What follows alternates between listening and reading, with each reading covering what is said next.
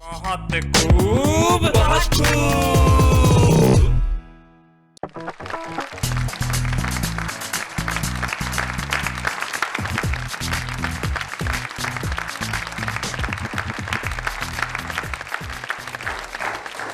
नमस्कार। अगर मैं ये कहूं कि मैं खुश हूं तो अंग्रेजी में कहूंगा कि ये अंडरस्टेटमेंट है। अगर मैं कहूं कि मैं प्रसन्न हूं तो ये भी मेरी भावनाओं को पूरी तरह व्यक्त नहीं करेगा। अगर मैं कहूं कि मैं आह्लादित हूं तो शायद ये भी कम होगा। अगर मैं कहूं कि मैं उल्लसित हूं तो शायद ये कहना भी मेरी बात को ठीक ठीक प्रस्तुत नहीं कर पाएगा। मैं आह्लादित हूं, मैं उल्लसित हूं, मैं प्रसन्न हूं, मैं खुश हूं, मैं चौथे आसमान पे हूं। आप कहेंगे जब आसमान 7 है तो आप चौथे पे ही क्यों अटक गए? लेकिन ये जो 4 है ये बड़ा कमाल का अंक है। दिशाएं 4 हैं, युग 4 हैं, वेद 4 हैं, फेरे भले ही 7 हो लेकिन चौथे फेरे में ही पत्नी पत्नी बनती है। और जब इस 4 अंक के साथ 2 शून्य और जुड़ जाए तो वो आंकड़ा इतना महत्वपूर्ण हो जाता है जो बहुत सारे टेलीविजन कार्यक्रम को, बहुत सारे क्रिकेट खिलाड़ियों को, बहुत सारी राजनीतिक पार्टियों को नसीब नहीं होता। लेकिन शायद ये किस्मत, ये नसीब, ये खुशी, ये प्रसन्नता आप लोगों की वजह से है कि आज बहुत खूब उस मुकाम पे पहुंचा है जहां पहुंचना आसान नहीं होता। लेकिन अगर लोगों का प्यार, लोगों की मोहब्बत, लोगों का खुलूस साथ में हो तो ऐसे मुकाम तय होते चले जाते हैं। तो आज हम पहुंच गए हैं बहुत खूब के 400वें एपिसोड पे।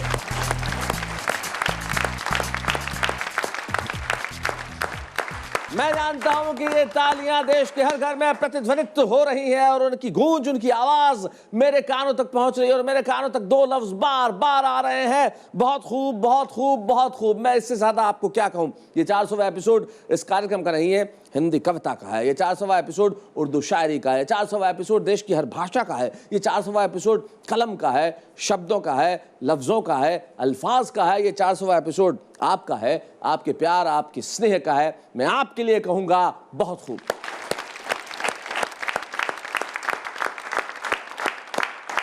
और जब एपिसोड 400वां हो तो हमारे साथ हमारे मित्र भी बड़े खास विशेष होने चाहिए जो आज की शाम हमारे साथ होंगे, पूरे देश को आह्लादित करेंगे। तो कौन होंगे? हमारे साथ हैं एक ऐसे युवा गीतकार जिनके गीत सिर्फ मैं ही नहीं सारा मुल्क गुनगुनाता है। इस देश के कवि सम्मेलन का श्रोता अगर जानता है कि कवि सम्मेलन होता है तो ये भी जानता है कि डॉक्टर विष्णु सक्सेना किस गीतकार का नाम है। अलीगढ़ से डॉक्टर विष्णु सक्सेना।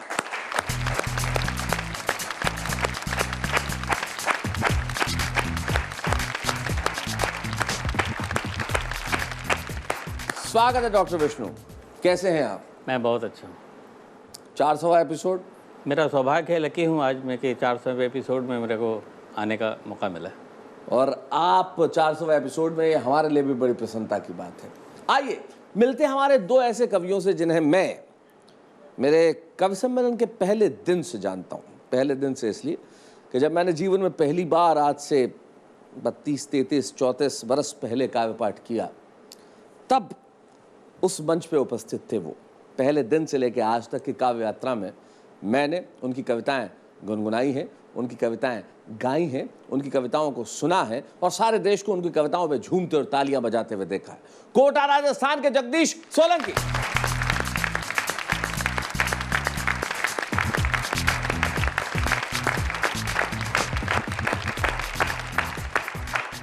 स्वागत है जगदीश भाई आपका। और आइए मिलते हैं उनसे।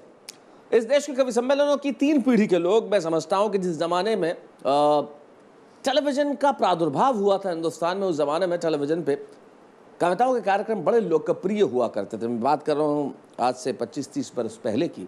और जब टेलीविजन पे कविताओं के कार्यक्रम आते थे तो एक नाम हमेशा जहन में होता ही था कि उन्हें तो होना ही होगा। जिस तरह से आज मैं आपके सामने खड़ा हूँ, कविता का कोई कार्यक्रम ऐसा संभव नहीं था जो उनके संचालन के बिना हो पाता। उनकी कविताएं, उनका अंदाज, उनकी लोकप्रियता का चरम मैंने देखा है। आज वो हमें आशीर्वाद देने के लिए यहां उपस्थित है श्री गोविंद व्यास।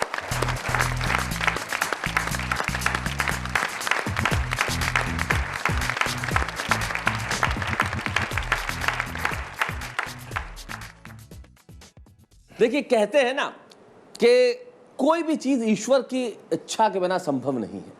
ईश्वर का आशीर्वाद तो चाहिए ही। बहुत खूब जब प्रारंभ हुआ था तो हमें नहीं मालूम था कि हम इस आंकड़े तक पहुंचेंगे। और मुझे ये बताते हुए खुशी है कि दुनिया भर में कविता का कोई भी ऐसा कार्यक्रम आज तक नहीं हुआ जो लगातार रोजाना चल के 400वें एपिसोड तक पहुंचा। आज हम एक विश्व रिकॉर्ड बना रहे हैं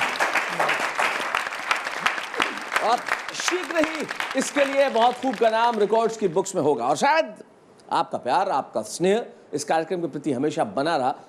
इस कार्यक्रम के प्रति लोगों का स्नेह ऐसा रहा जो मैं आज दोहराना चाहता हूं।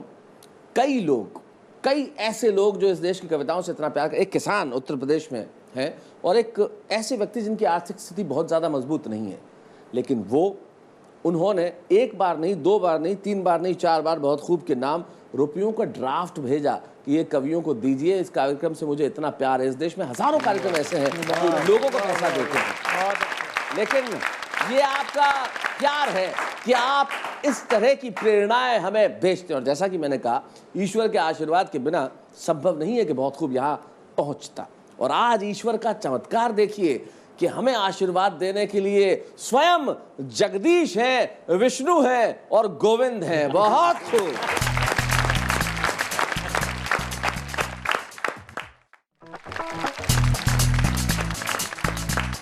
तो बहुत खूब का 400वां एपिसोड में आपका साथ। भाई इससे बेहतर क्या हो सकता है? और इससे बेहतर क्या हो सकता है कि शाम आज हमारी जो सजी है इसमें डॉक्टर विष्णु सक्सेना हमारे साथ है, जगदीश सोलंकी हमारे साथ है, गोविंद व्यास हमारे साथ है।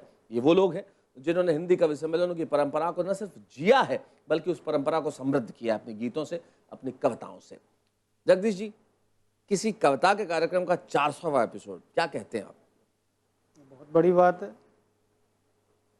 क्यों लगता है आपको कि ये बात बड़ी है? क्योंकि इतने एपिसोड कविता के एक साथ हो जाना, इसका ये अर्थ होता है कि लोगों में रुचि कितनी है इसको सुनने देखने की जी, इसलिए बड़ी बात। क्या आप क्या कहते हैं गोविंद जी 400 एपिसोड?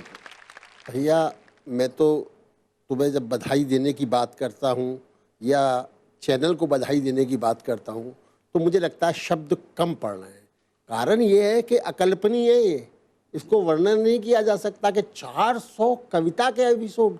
और इससे ये भी जाहिर होता है कि आपने न केवल ये एपिसोड करे बल्कि हिंदी कविता की वाचक परंपरा को बहुत समृद्ध किया। इससे अधिक बड़ी बात, लोग गांव-गांव में, छोटे-छोटे नगरों में, कस्बों में कविता लिखते हैं, लेकिन उनको कोई पहचानता नहीं है, जानता नहीं है। आपने इन कवियों को, जो 100, 150, 200 कवि आपने अपने यहाँ बुलाए हैं, उन कवियों को एक पहचान दी है ताकि वो लिखने में भी तरक्की करें, पढ़ने में भी तरक्की करें और आम आदमी की जन भावना को शब्द प्रदान करें। क्या बात है, क्या बात है। हम ये नहीं कहते कि हमने उन्हें पहचान प्रदान की, लेकिन हमने कोशिश की है कि हम उन्हें मंच प्रदान करें। जीवन में बड़ा आवश्यक होता है मंच प्रदान करना। उदयपुर में आज से कुछ वर्ष पहले एक लड़का BAMS का कोर्स कर रहा था, पढ़ता है, वहाँ पे पढ़ाई कर रहा होता है, गीत भी लिखता है। और उदयपुर के आसपास जो छोटे कवि होते हैं और जो आसपास हमारे जो कवि मित्र होते हैं उनको अपने गीत सुनाता भी है कि मैं ये लिखता हूँ। वो कहता है अच्छा है, तुम लिखते रहो, इसी तरह लिखते रहो। उदयपुर राजस्थान में एक जगह है, वहाँ वो पढ़ाई कर रहा होता है BAMS की। और एक दिन उदयपुर के पास एक जगह ऋषभदेव, वहाँ के कवि होते हैं उपेंद्र अणु, वो कहते हैं तुम मेरे साथ चलो।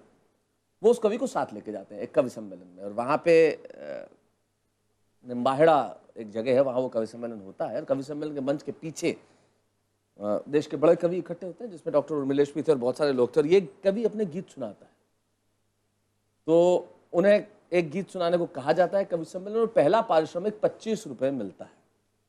25 रुपये के पहले पारिश्रमिक को लेके वो लड़का उस गीत को लेके वहां से निकलता है और हिंदी कवि सम्मेलनों की जरूरत बन जाता है। ना तो उसे मंच प्रदान किया था उस कवि सम्मेलन ने, ना उस मित्र ने जो साथ लेके आया, उसे मंच दिया था उसकी प्रतिभा ने, उसकी कविता ने। अगर उसके पास प्रतिभा नहीं होती तो वो हिंदी कवि सम्मेलनों में गीतों का राजकुमार डॉक्टर विष्णु सक्सेना नहीं बनता। आज डॉक्टर विष्णु सक्सेना हमारे बीच में है, जिसे ये कहते मुझे कोई गुरेज नहीं कि हिंदी कवि सम्मेलनों की जरूरत बन गया है डॉक्टर विष्णु सक्सेना। और आज 400 एपिसोड में हमारे साथ है। आइए हम सबसे पहले सुनते हैं डॉक्टर विष्णु सक्सेना।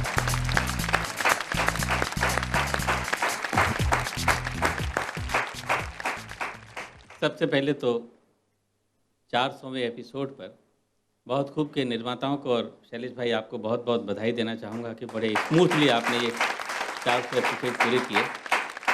आइए एक मुक्तक पढ़ता हूँ और उसके बाद एक छोटा सा गीत। तू जो ख्वाबों में भी आ जाए तो मेला कर दे। आहा, क्या बात है। तू जो ख्वाबों में भी आ जाए तो मेला कर दे। वाह वाह। गम के मरुथल में भी बरसात करेला कर दे। ओहो, क्या बात है। याद वो है ही नहीं आए जो तन्हाई में। आहा, याद वो है ही नहीं आए जो तन्हाई में। तेरी याद आए तो मेले में अकेला। हाय हाय भाई, क्या बात है। वाह वाह वाह वाह।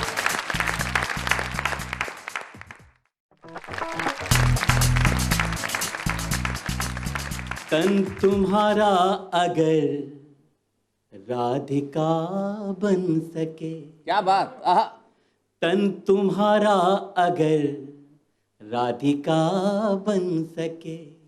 मन मेरा फिर तो घनश्याम हो जाएगा। तन तुम्हारा अगर राधिका बन सके। वाह वाह। मन मेरा फिर तो घनश्याम हो जाएगा। मेरे होठों की वंशी जो बन जाओ तुम। मेरे होठों की वंशी जो बन जाओ तुम। बन क्या जाओ बात है भाई, बहुत बढ़िया। सारा संसार ब्रिज धाम हो जाएगा भाई, क्या बात है। आहा भाई, वाह वाह वाह भाई, बहुत बढ़िया विष्णु। बहुत बढ़िया।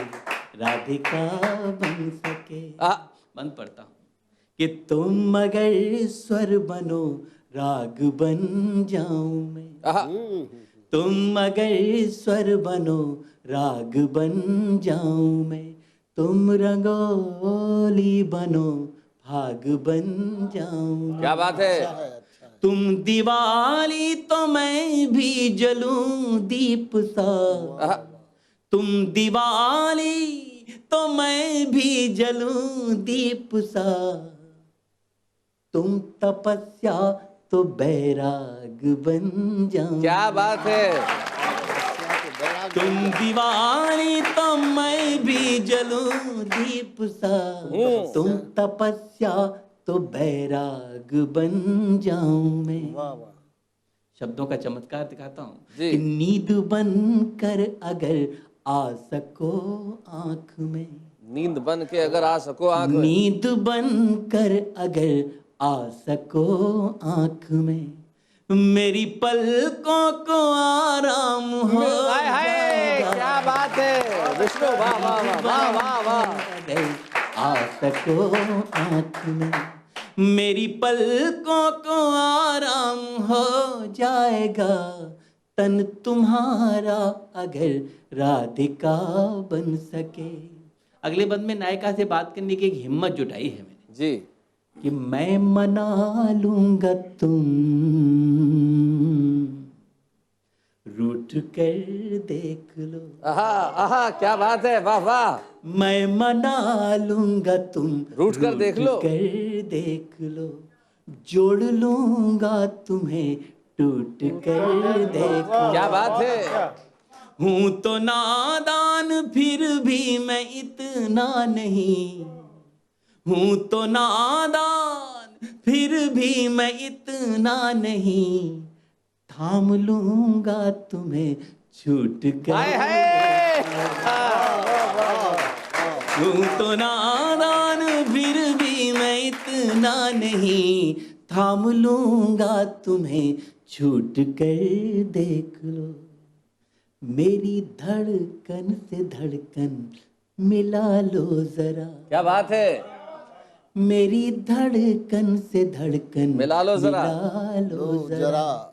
जो भी कुछ खास है आम हो जाएगा। क्या बात है। तन तुम्हारा अगर राधिका बन सके।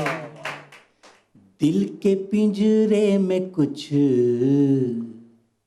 पाल कर देखते। आहा, दिल के पिंजरे में कुछ पाल कर पाल देखते। कर देखते, खुद को शीशे में फिर ढाल कर ढाल कर देखते, शांति मिलती सुलगते बदन पर अगर, शांति मिलती सुलगते बदन पर अगर, मेरी आंखों का जल डाल हाय कर, हाय क्या बात है। शांति मिलती सुलगते बदन पर अगर, मेरी आंखों का जल डाल कर देखते, एक बदरी बनकर बरस दो जरा, एक बदरी बनकर बरस दो जरा, वरना सावन भी बदनाम हो जाएगा। क्या बात है। एक बदरी बनकर बरस दो जरा, वरना सावन भी बदनाम हो जाएगा, तन तुम्हारा अगर राधिका बन सके, मन मेरा फिर तो घनश्याम हो जाएगा, मेरे होठों की वंशी जो बन जाओ तुम, सारा संसार ब्रिज धाम हो जाएगा, तन तुम्हारा अगर राधिका बन। क्या बात है, वाह वाह।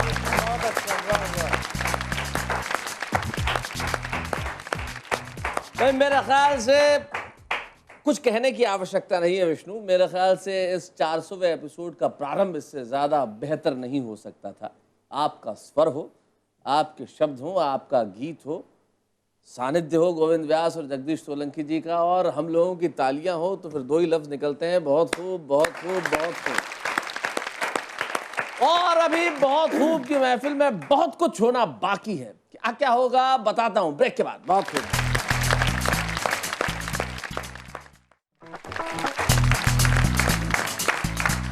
बहुत खूब का 400वां एपिसोड, और 400वें एपिसोड के बारे में अगर मैं बात करने लगूं कि क्या क्या हुआ, संस्मरण अगर सुनाने लगूं, तो न जाने कितनी किताबें लिख दूंगा।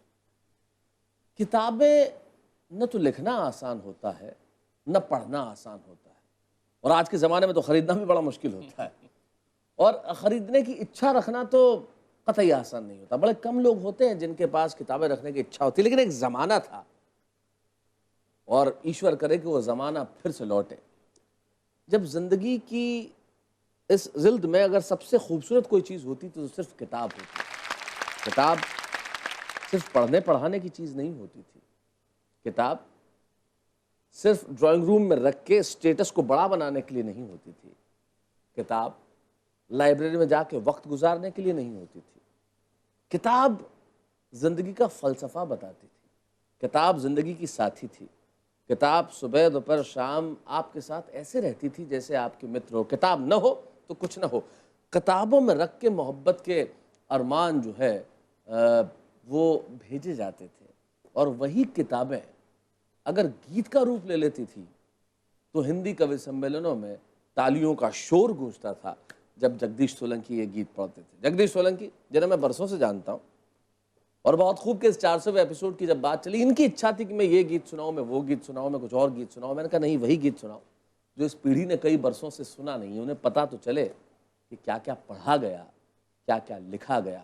और मैं जानता हूँ जब ये गीत आज सुनाएंगे तब आप सिर्फ तालियां बजाएंगे। जगदीश सोलंकी।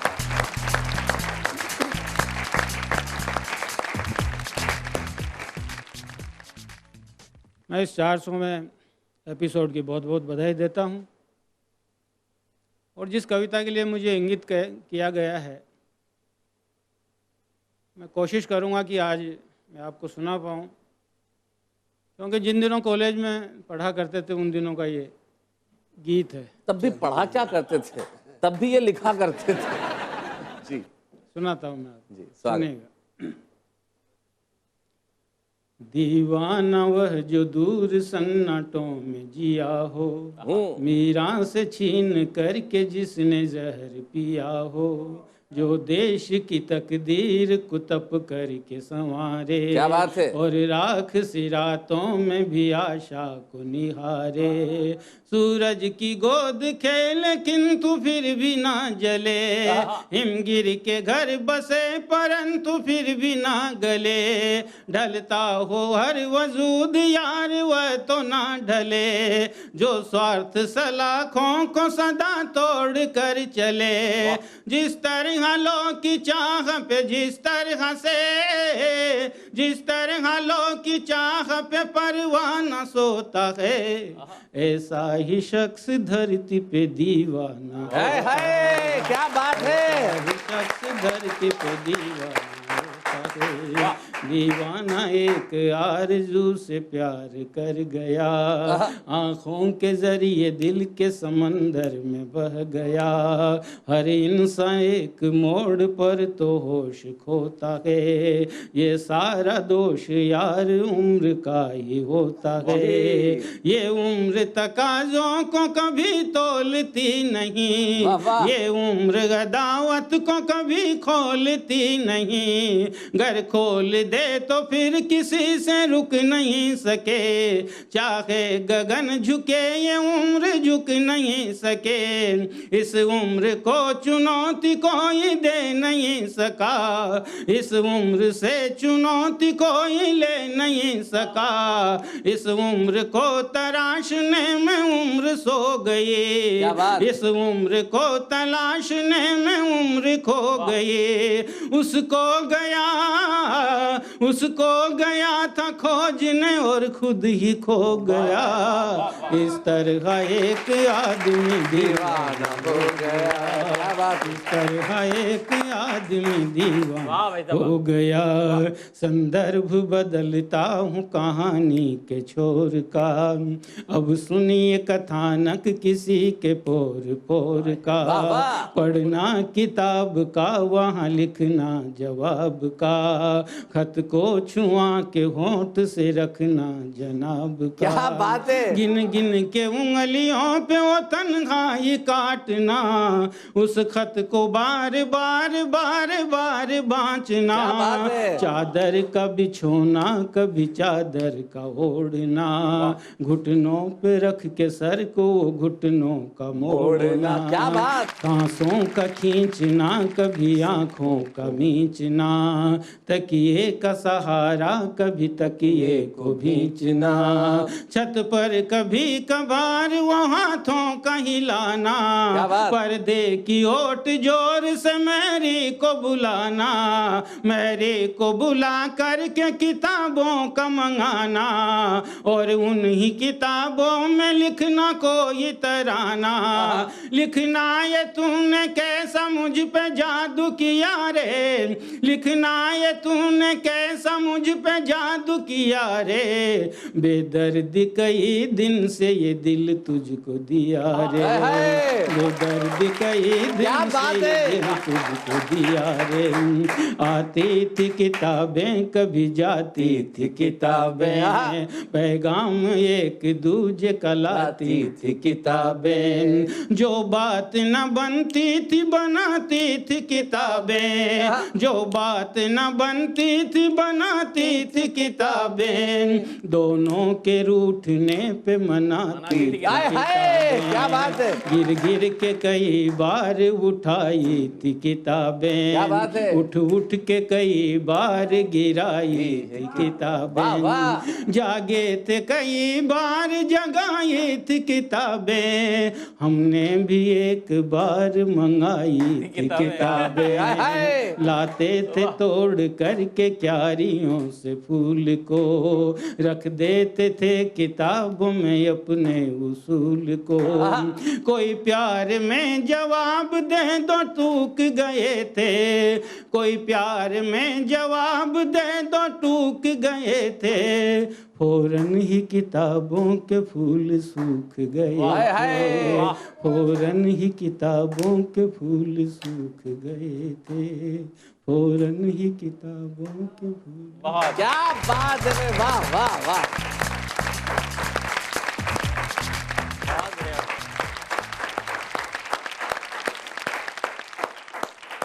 अगर ये गीत आप नहीं सुनाते तो मैं स्वयं को माफ नहीं करता। इस पीढ़ी को पता तो चले कि मोहब्बत का ये अंदाज भी हुआ करता था।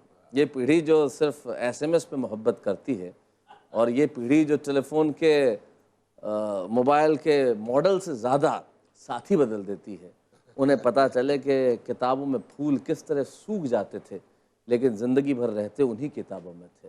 किताबों के फूल सूख सकते हैं लेकिन अल्फाज न सूखते हैं न मरते हैं, वो हमेशा ज़िंदा रहते हैं। हम ऐसे ही कुछ ताज़े अल्फाज की बात करेंगे ब्रेक के बाद। बहुत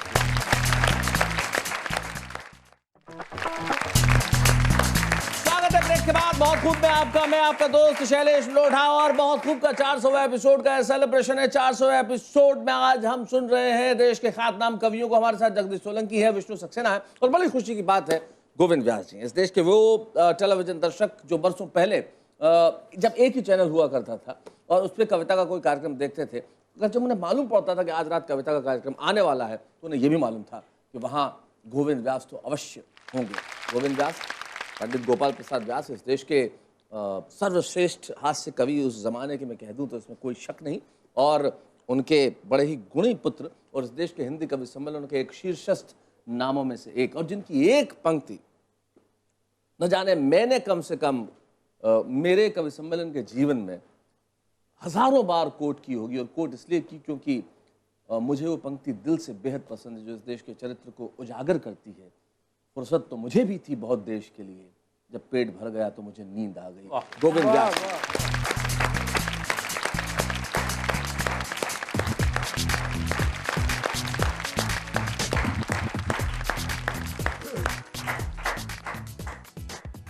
दोस्तों, इतनी मज़ेदार माहौल में इतनी अच्छी कविताएं, बहुत कर्णप्रिय कविताएं, मन को छूने वाली कविताएं आपने सुनी। मैं सोच रहा था इस 400वें कार्यक्रम के अवसर पर जो शैलेश भाई संचालित करते हैं, इस मौके पर आज मैं कड़वी कविता ना सुनाऊं, गुनगुनाने वाली कविता सुनाऊं, गुदगुदाने वाली कविता सुनाऊं। और मेरे लिए इससे बड़ी सौभाग्य की बात क्या होगी कि इस 400वें एपिसोड पर मैं आपको अपने जीवन की पहली कविता सुना रहा हूं। क्या बात है, वाह वाह वाह। ये भेंट है मेरी तरफ से। ये सन 1959 में मैंने ये कविता लिखी थी जी, जब मैं पैदा हुआ। लेकिन दोनों में से एक चीज ठीक पैदा हुई, ये कविता। अब ये तय करना है कि कविता ज्यादा ठीक पैदा हुई या हमारे विष्णु भाई। लेकिन मैं समझता हूँ विष्णु को जितना बधाई दो, प्यार दो, स्नेह दो, उतना हमको बहुत भीतर से अच्छा लगता है, क्योंकि ये लिखता बाहरी लोगों के लिए पर कहता भीतर से। क्या बहुत वाह वाह वाह। बढ़िया बात है, वाह वाह। मित्रों, वो कविता सुना रहा हूँ। पूरी देश की राजनीति इसमें आ रही है और तब भी ऐसी थी, अब भी ऐसी है। ये अंतर में आप जान पाएंगे। जो सन 59 में था वही स्थिति जूं की तू है वो हो तो मुझे बताइए, कहिएगा शैलेश के माध्यम से कि अगर कहीं मैं नेता होता, अगर कहीं मैं नेता होता तो क्या होता, तो क्या होता, होता क्या बस में ही होता। देखिए नेता अगर कहीं मैं नेता होता तो क्या होता, तो क्या होता, होता क्या बस में ही होता। रोज नई योजनाएं बनाता, रोज नए वक्तव्य छपाता, रोज नए ऑर्डर निकाल कर ठेके अपनों को दिलवाता, सड़क तोड़कर बांध बनाता, बांध तोड़कर नदी बहाता, तब फिर उसकी जांच कराता, जांच करा करके क्या पाता वह मैं तुमको नहीं बताता।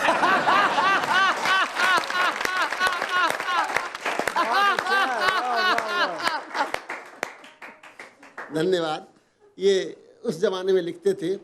और उसके बाद एक मजेदार कविता और छोटी सी सुनाता हूँ, सुन लीजिएगा। कि इन दिनों चुनाव होते हैं, ये तो मतलब वार्षिक उत्सव के तरह हो गए हैं कि हर साल कोई ना कोई चुनाव आपको देखने को मिलता है।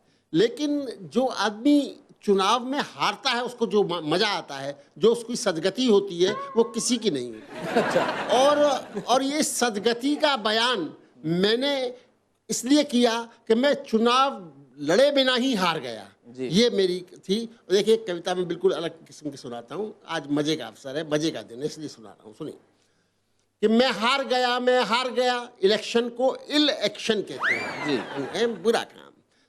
मैं हार गया, मैं हाय इलेक्शन हार गया, मुझको ऐसी उम्मीद न थी यूं मेरी खाट खड़ी होगी, मुझको ऐसी उम्मीद न थी यूं मेरी खाट खड़ी होगी, इज्जत की अर्थी निकलेगी और सूरत मरी मरी होगी। मैं खुद को जीता हुआ मान मालाएं पहले ले आया, माला पहनाने वालों को भी पैसा देकर बुलवाया। वो सब के सब अब कहते हैं हम अपनी ड्यूटी पालेंगे, तुम हार गए तो क्या है जी, हम हार गले में डालेंगे। भाई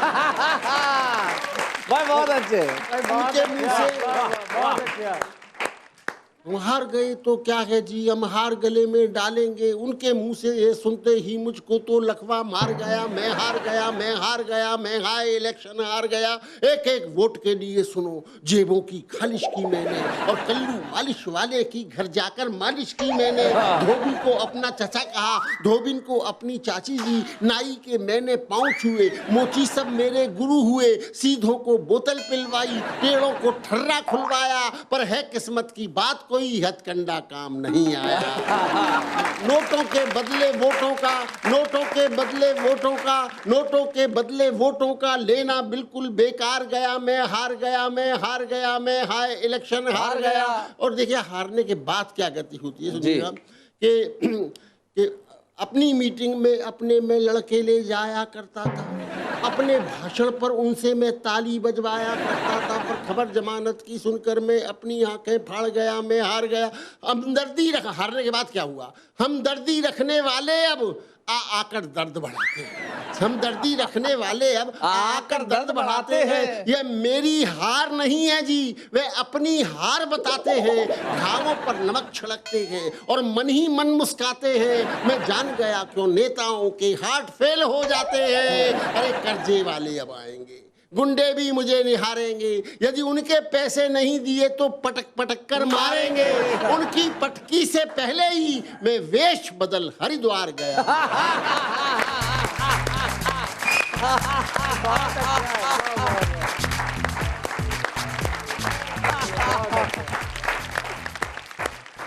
मैं हार गया।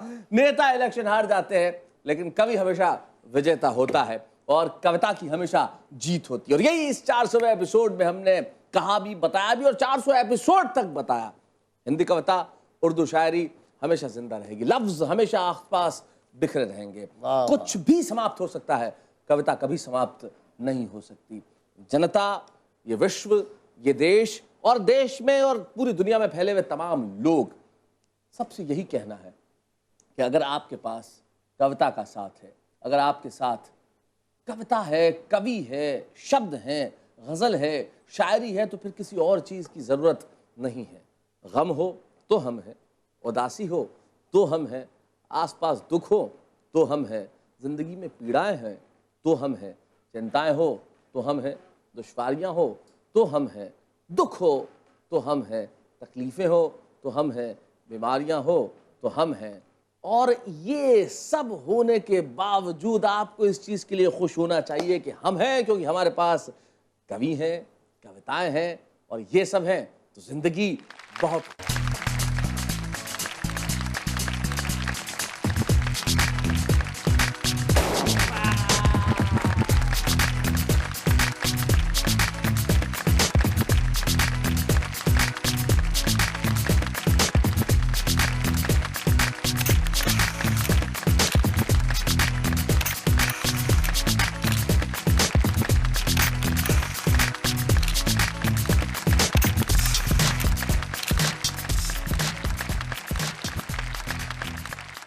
तो ये था बहुत खूब का टिप आप लोगों की वजह से।